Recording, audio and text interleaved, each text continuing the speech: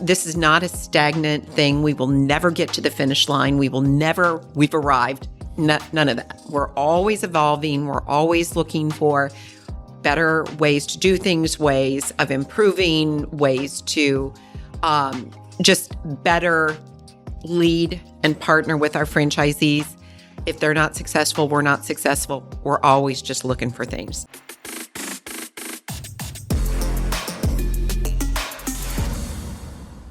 Suzanne, what's up? Hey, Rick. That was a loud clap. That was. Yeah, good. My ears are ringing. So for those of you guys listening, we clap instead of doing the director's action, but it still means action. I'm getting pretty good at it. So That's right. That was very loud. So anyway, how are you? I'm good. Good. Have you been on this podcast? You've been on a lot of other podcasts lately. Yeah. And I've been on this one a number of times. I like doing the podcast. Yeah. Who doesn't like talking about themselves? I say it all the time. Who doesn't like talking about themselves? No problem. Sign me up. I totally agree. Did you bring a dad joke? I did. What you got? So in the interest, just because it's like summertime and a lot of people are vacation, especially this week with the holiday, why do seagulls fly over the sea? Why? Because if they flew over the bay, they would be bagels. I kind of like that. It's nice, I'm good family, clean joke. I like it. Mine, never date a tennis player. Love means nothing to them. That's cute. You like that? I like it. For our non-tennis players. I like it. If you don't know. Yeah. Look it up. But what are we here to talk about, Suzanne? We are talking about, we've got 50 open and just some of the lessons we've learned along the way. Yeah, I think open is certainly different than selling, right? Right. Well, we've sold 274 right now at this point. So we've got 50 open. Looks like we're on pace to open about 5 a month going forward. We've got a stack in the funnel, so to speak, during construction, permitting, all that stuff, pre-sale. So it looks like about 5 a month. So we should be approaching 100 by the end of the year. Yeah, and I believe we have over 50 open now, maybe 54, 54, yeah. That was last week. So yeah, again, check with us day over day. There's clubs opening all the time, which is a good problem to have. But I think at one point recently we had 15 clubs in pre-sale, which is also good. And depending on how they perform in pre-sale, they may get to open a bit earlier than normal. So true. But I think it's a good idea to your point, to sit down and just recap what have we learned by opening 50, because that's a different animal than awarding 275. It is. Both are different. Both are challenging. Right. But when you look at the statistics that I often quote, where it's a small percentage, somewhere around 15% of all brick and mortar franchises get 50 open, it's a pretty good milestone. And I think I know I've learned a lot. What about you? 100%. And I learn things every day. It's just ever evolving. So, that's one of the really cool things about what we do is if you love to learn, which I know you and I and our team have a natural affinity to learn and want to, level up, whatever you want to call it. This is perfect for us because we're just always evolving, always learning better ways of doing things and how to make everything better. There's a statement, and I'm butchering it, but it's something like that. It's like you want to have bigger purpose, solve bigger problems. But I feel like in franchising, the problems that we face are bigger and everything in scale, in impact. And so like I enjoy solving bigger problems. And I think the evolution, to your point, if you're learning, is you will look for those challenges. Right. And franchise just gives you that in spades. Right. Yep. Exactly. Well, let's volley back and forth because I've got a few points and I know you brought some of your own. So let's do that. So I'll start us out. And I think this one is pretty obvious. We've talked about it on other podcasts, but I think what we've learned by seeing 50 people get open, successes, challenges, all combined, I think really what it boils down to is leadership is key. And I know it's really a very cliche thing to say, but if you had to ask, like, what are our top 30% or performers, what are they doing different? Well, it's not market conditions. It's not anything. And we'll get to some of those points later. It's really just leadership. Right. What I mean by that through this lens is the ability to attract, hire, and lead the right group of people. Key. And to lean into the business when needed and what that means. Like, pay attention. It's a business. It's not a real estate syndicate or a self-storage. So now that can also mean if you do it well, it could, and I say all this because it's franchising, provide a better return on investment.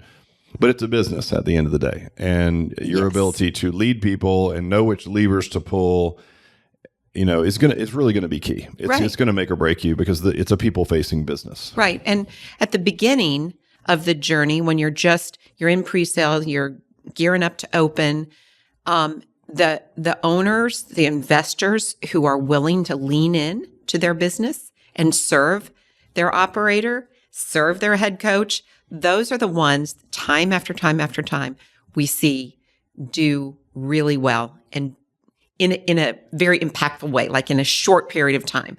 And so then, once you're full and you're kind of you're on that stride, you've got your stride down, you've got your tribe, there's not a lot of retention issues and not a lot of people kind of just trying it and then saying they don't like it. You're kind of there.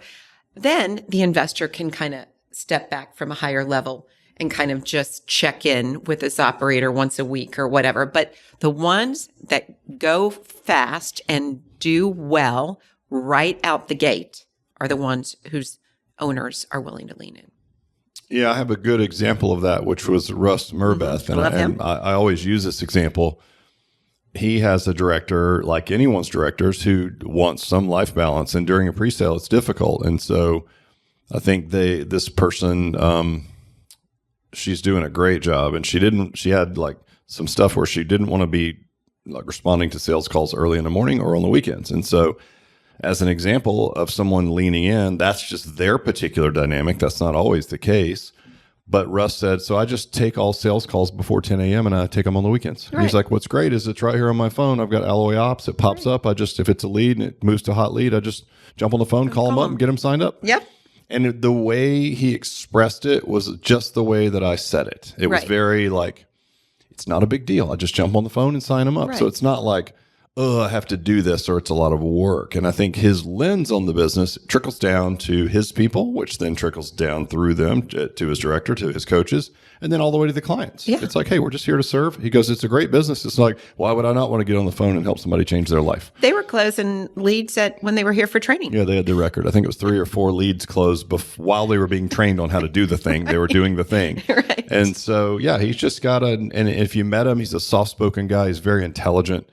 But he's just a really good dude. Yeah. And he's a guy you want to spend time around. Yeah. There's people that give or take energy typically. Yeah. He's a guy, when you see him, he just uplifts you, right? You want to be around him. Yeah, for sure. And so, again, I think it's leadership. You probably described it as servant leadership. Yeah. But it's key. And so if you're looking at getting into any business, Alloy or any kind of entrepreneurship, leadership is a skill that you're going to have to develop. If you don't 100%. Have it, it's something you'll have to develop. And you can develop it on the fly.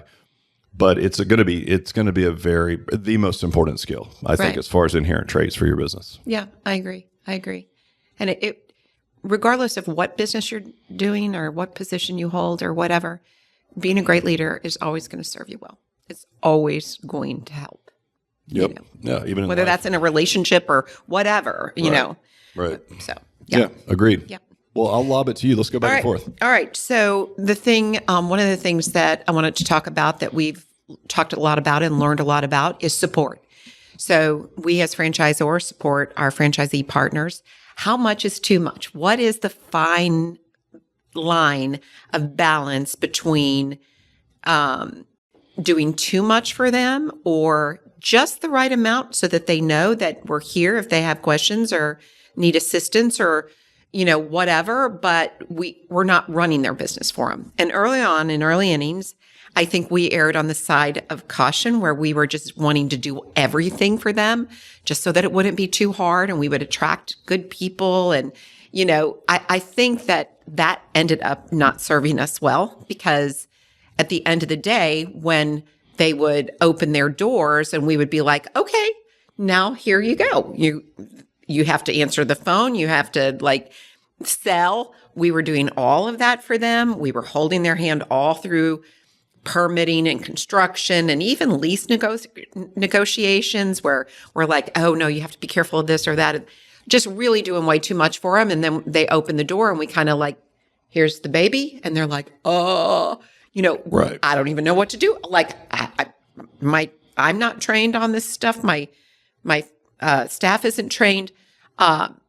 So that was doing our franchisees a disservice because we did not teach them how to do the thing that ultimately they were going to be responsible for.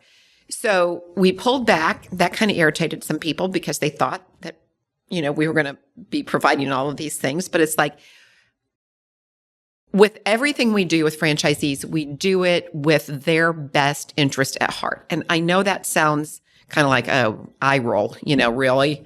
But it's true. We approach them from a standpoint of care and concern.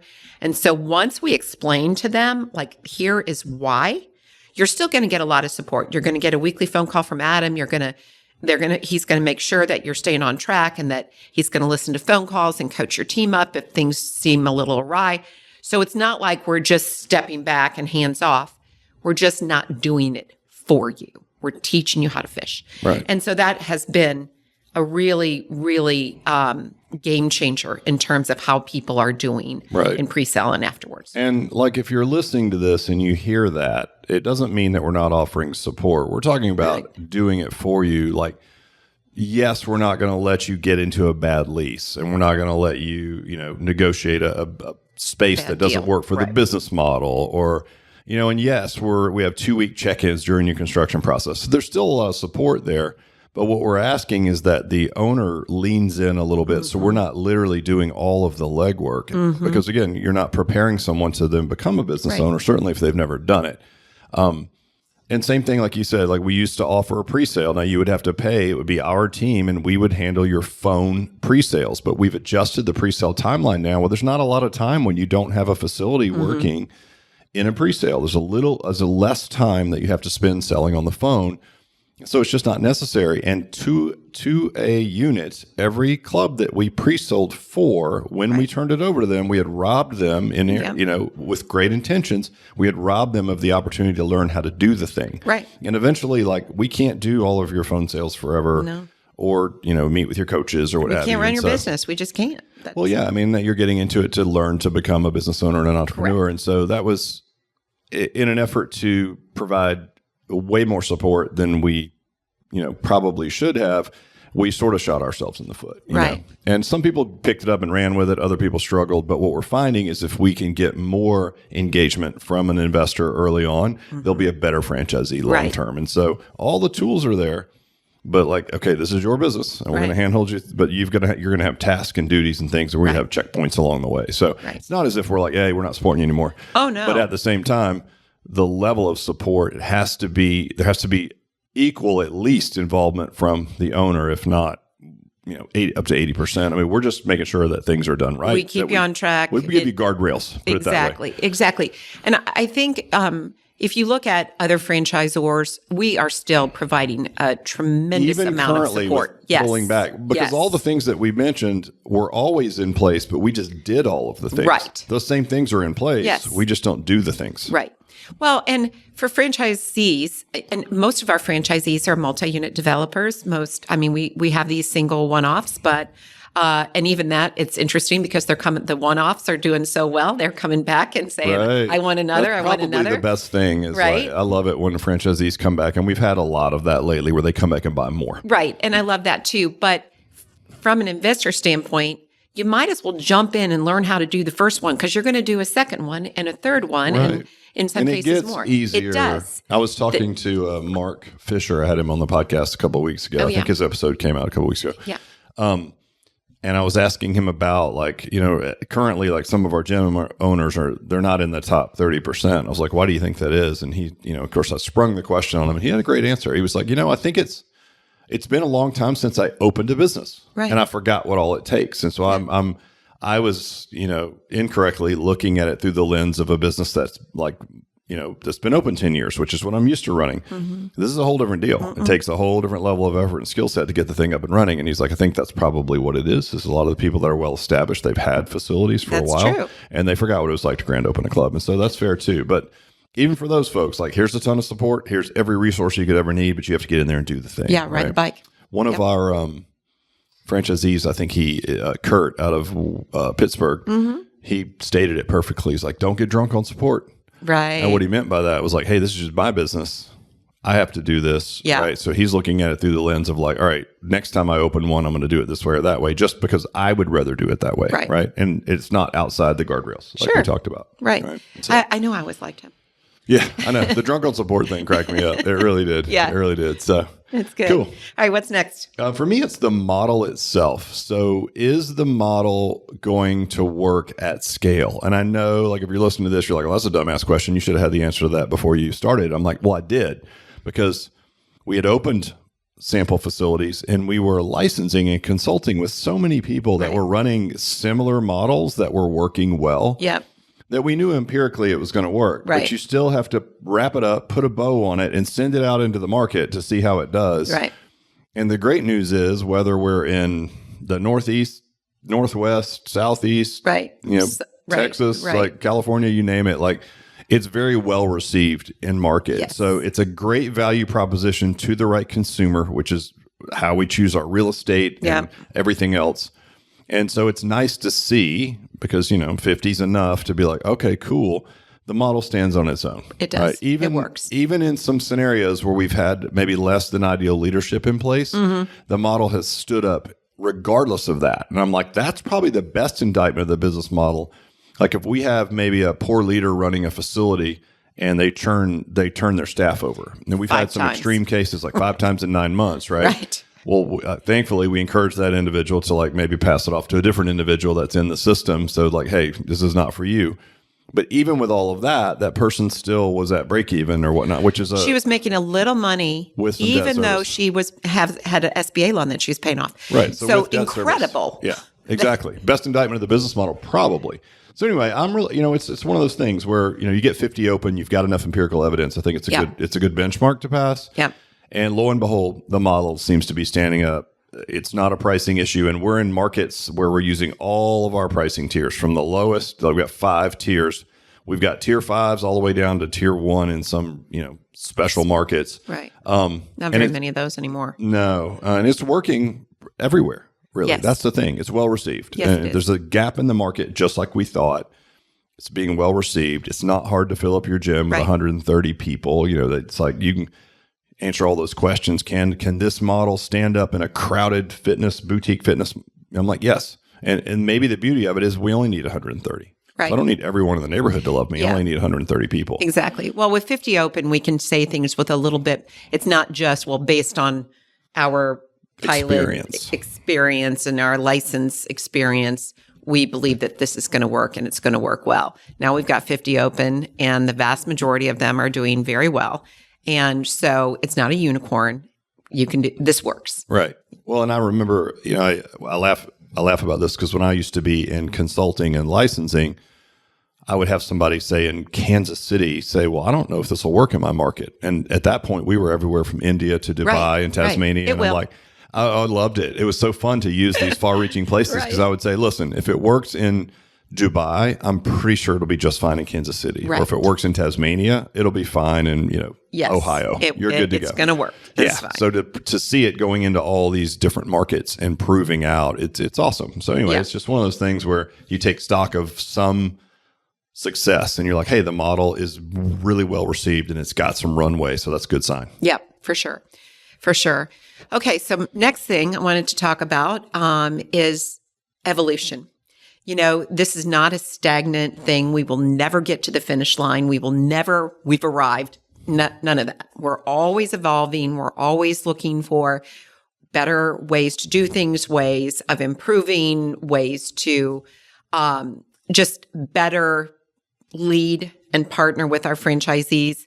If they're not successful, we're not successful. We're always just looking for things. So we, one of the things is that we are pulling a lot of things that we had, hard business functions that we had kind of outsourced to other vendors strictly because we just did not have the bandwidth in order to support those functions.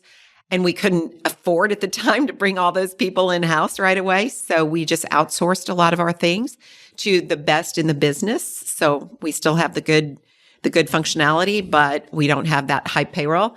But now that we're getting some traction, we have 50 open and all the things, we are bringing we're pulling those things, those hard business functions back in house.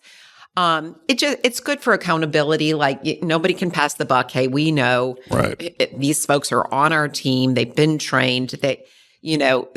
And it leads to a better customer experience for our franchisee, right? Because they have the team of people they know what they can count on and who they can count on. So that's been a big thing this past year as we are slowly pulling things back in house. That will continue as we continue to grow, but so far so good, and I like it.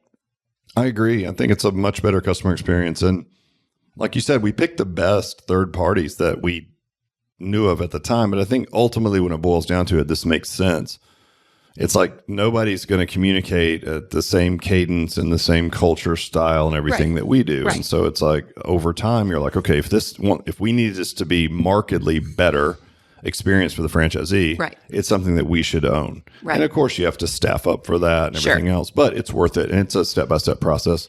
Good news is we did well with the folks we had. Yeah. Anytime you have like a three-way communication, it's going to get a little bit fuzzy. So that probably slowed us down in some regard. But we did learn a lot from those vendors. And so now it's like, okay, well, here's the spots that we learned that are pain points for communication or whatever. Let's pull those in-house. Right. So agreed. And to your point, if you're in a franchise system and they're not evolving, that's probably not good because, everything's moving. I mean, again, you have to cliche. You have to stay relevant. You have to always look for efficiencies or better ways to serve, whatever the case may be. But if you're just sitting there and enjoying, look, we're at 50 open, right? Yeah. Then you're dying. You are dying. Grow or die, right? Yeah. And so grow in this case could just be like, what are we looking at next? And a lot of people ask us about that. Are you looking at AI or this or that? I'm like, well, sure. But like it has to, again, we have our lens, it has to fit the model, has to do all the things, right? But yeah, to your point, it's ever evolving. And I think what I've come to the realization of in the last getting 50 open is that it will never stop. Never.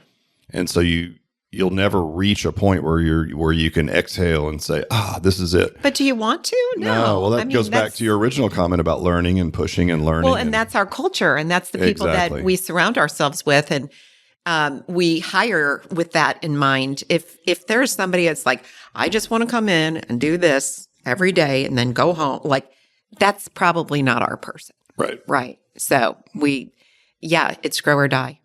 So. Yeah. I mean, it really is. And so I think you do see some older franchises that sort of get stuck. Or stale, yeah. Yeah, and it might just be they're a victim of their own success at times. But I think for us, I mean, thankfully we like to tinker, but we will try a bunch of things behind the scenes and you'll never see them if they suck. And if they're great, you're going to get them. Right? Oh, yeah. But we always have lots of lines in the water, put it that way. For sure.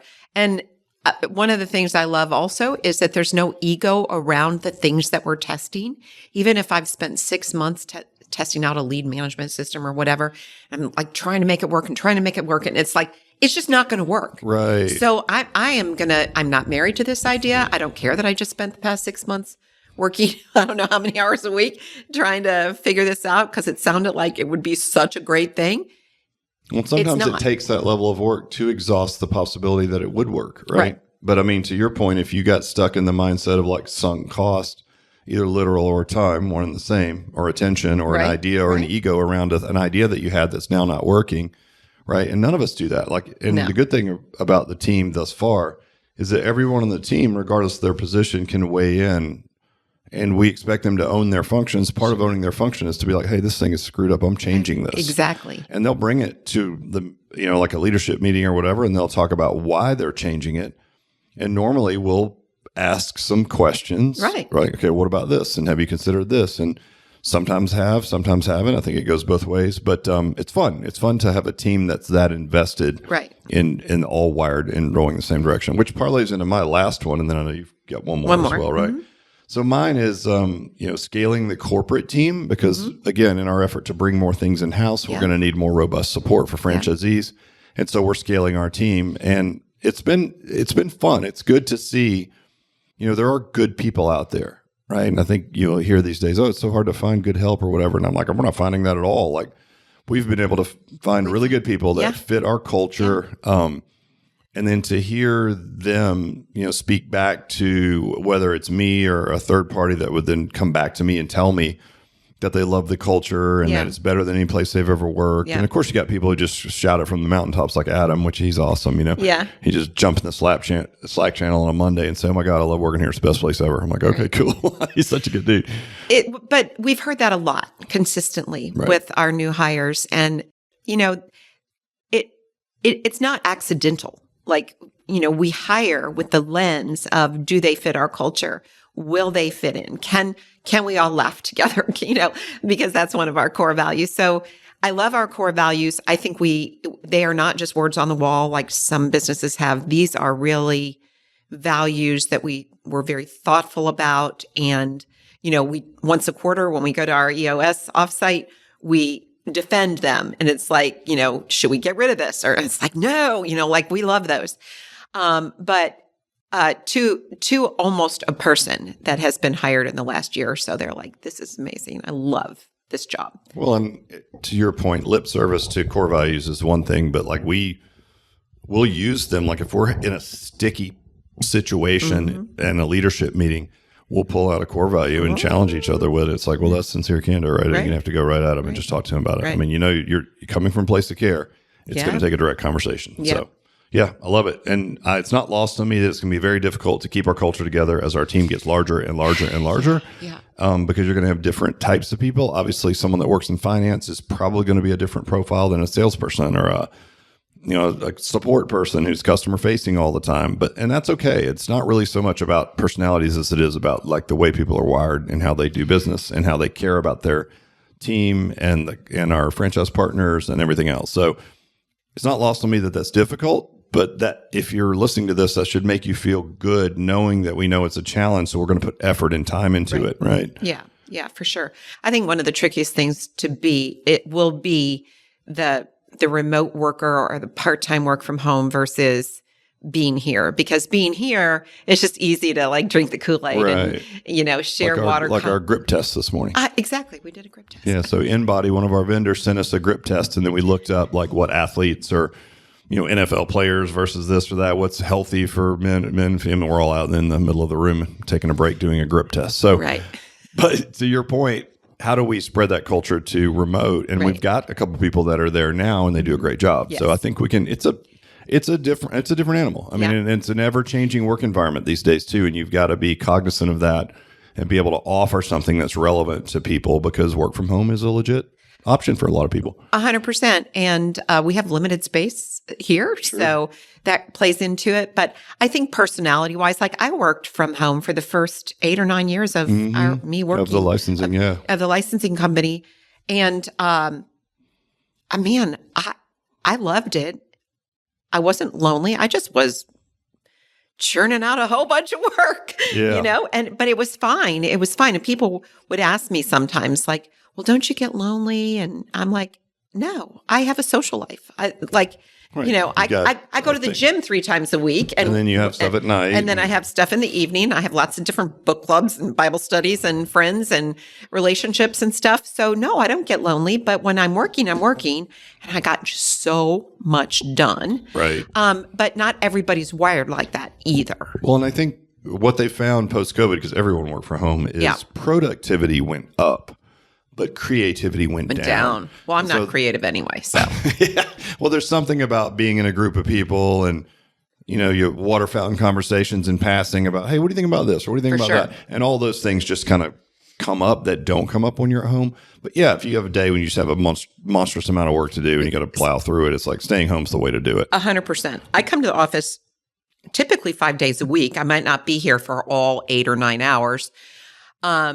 But the days that I choose to work from home is like when I have to edit the FDD, or like I've got a big project that I really just need to focus and not have, because, my door is glass. I work in a glass box. So everybody that walks in, it's like, are you on the phone? Can I come in? So I have a lot of visitors. So if I need to really focus on something that is of utmost importance, I'm like, I'll work from home. Well, today. And the point being, like, as we grow, that's going to be an element, and maybe even something we haven't anticipated yet with AI and who knows what's happening. But we're committed to keep what makes Alloy and keep the culture together regardless of what the environment is for work or what have you. It won't be easy, but we're committed to do it. Right. And it's really fun here. So I'd rather come to the office. And it's just way more fun. Like seeing everybody here. It's not like I wouldn't have been able to do a grip strength test if I were you wouldn't know you're in the top 2% of all females, I mean, hey, look at you. Hashtag senior citizen.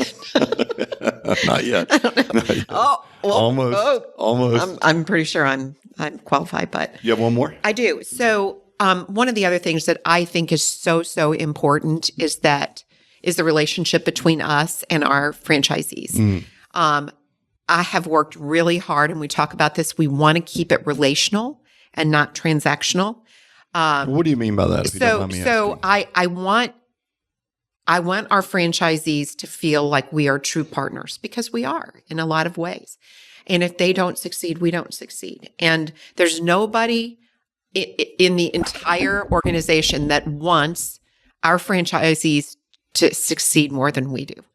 And they have to want it too. But when I say transactional, I mean, this has only happened once or twice, but like where I'm having a conversation with a franchisee and then they whip out the franchise agreement. Oh, like the FTD or the FA. Yes. And they're like, according to the franchise agreement. And I'm like, well, can I say in those 2 times they were wrong in both cases? It did not. Their interpretation was not accurate. So I'm like, so what that actually means is XYZ. So I don't want that. I mean, and ideally, we sign that franchise agreement. We're all high-fiving each other and congratulating our new franchisee partners, and they never pull that thing out of the drawer again. Nor do we. Nor do we. We want this to be like, okay, if you've got a challenge or you've got an issue that you don't think you're being treated fairly about, pick up the phone and call me, or I will pick up the phone and call you, and I do that a lot. And it's always from let's get all the truths out on the table. Let's clear up. Let's communicate very, very, very clearly. And then if we have hard conversations, and those are getting easier because I'm doing them, more often. Just extra volume. For sure. But it's always from a place of care and concern. It is not that I'm mad at you. I'm not. I'm just really worried about you, and I want to see you succeed. And unless you listen and follow the processes that we have already put in place, follow the advice of your franchise business coach, listen to what we're saying. We're not making this stuff up. We want you to succeed, but you need to heed our advice and our counsel. And so 9 times out of 10, those conversations, even though they're hard to have, they go very well. And our franchisee feels like he or she is being cared for by us, which they are. And that's the whole purpose. So relational instead of transactional. Don't be shy about having hard conversations, because it's either hard conversations now or harder conversations later.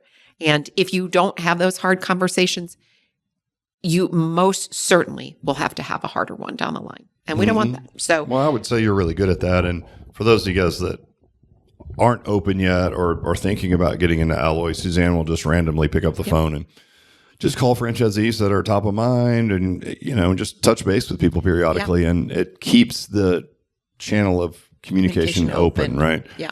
And so, and I know like a lot of our early franchisees, they had like full on access to everybody all the time. And that's impossible as we get bigger. Yeah. But to have a, chief operating officer, a partner in the business, reach out just randomly to check on people. Oh, they love it. They love it. Well, most of them think they're in trouble, and you scare them a little bit. But then after that, I'm just calling to check on you. I haven't talked to you in a while. What I love about you, and I don't know if I've ever complimented you on this, is I know your heart. I know you really are doing it from a place of trying to help them, and you really care about them.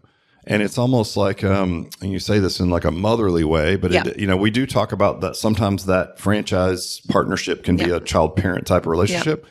Because we're trying to ask people to do things that maybe they don't want to do. And we're trying to put guardrails up just like you would like a teenager. And you got the teenager who thinks, okay, you're crazy. I'm going to do it my way. And that's just natural. So like if you're listening to this and you're experiencing that or you're thinking about getting into any franchise, it's probably going to happen at times and it's absolutely good. But like just like a good parent, if you have the hard conversation and you reestablish the guardrails and all of that is done, anybody that's a parent knows when you're doing that, you're doing it for the best interest of your child. 100%. Right? And I know I'm not meaning that to sound derogatory, but it's a similar structure. Right. We're doing it with the best interest of the franchisee. And I think you do a really good job of that because I spend an inordinate amount of time around you, hearing you talk about like how much you care. And then that's where that comes from. Right. And so I don't know that that's not common. That's probably unfair to say, but I haven't seen it at the level that you exhibit. Well, it always just cracks me up when people say, people are afraid of you, franchisees are afraid of you, like, oh, just have Suzanne call them. They'll be like shaking in there. You know me. You've known me for 30 years. My son-in-law, Jared, he's a VP of real estate and construction. And anybody that knows me outside of my office persona will say, like I'm a pussycat. Like I'm like, I'll do anything for anybody. I'm a mom. I'm a grandma. Like everybody's my babies. I want to take care of everybody. So it always kind of shocks me when people are like, oh, they're scared of you. I'm like, you think about well, hold on. So if you zoom out and you think about the core value of sincere candor, candor is one thing, right? And that's having a direct conversation, which you are not afraid to do. But what people need to understand is that directness, you can't mistake that for like a lack of care, right? That is caring. We've talked about accountability is the ultimate form of care, right? Yeah. Because it's hard. Yeah. So I look at it because I understand it is like, wow, you really care enough about this person to jump on the phone and just being like, hey, haven't heard from you in a while. Business is this or that. Like, are you okay? Like, what's going on? Like, I really want to help you. I see it that way. Yeah. But I think if you're on the receiving end of that, and you're not used to being around people that say you come from corporate and everything's kumbaya and BS until you get laid off, right? Whereas here, it's like we just tell you straight up. And if you're not used to that, it can maybe be intimidating. Right. But if you're listening to this, just know it comes from a place of care. For sure. And I do call random franchisees, not just the ones I'm concerned about. No, of course. I call people just to check in and say, hey, I hear you're killing it, or I'm proud of you, or we can't wait to see you in September at conference. Which normally results in them saying, yeah, what's funny, you should call. I want to add a few more. Right. It's like, that has happened. I know. That's what I'm saying. You call up and say, hey, you're killing it. Great job. Oh, I'm glad you called. Let's get some more of these rolling. You're like, no, okay. What do I need to do to buy another one? That's right. So now you're in sales as well. So congratulations. Gosh, that's awesome. I love it. All right. Well, that's it. That's, I think, 3 each. Yep. But 50 open. And as you mentioned earlier, we'll have nearly 100 open at the end of the year, which is really in big franchising, that is the number that's like, oh, now you're rolling, right? And so a lot of work to do between now and then, but I hope that gives anyone listening an idea of what we've learned thus far and maybe our lens on things to the next 50 or next 100. Awesome. Anything else? No, I'm here for it. Appreciate you, partner. Like your shirt, by High five. Yeah. Nice shirt. Cheers. Bye.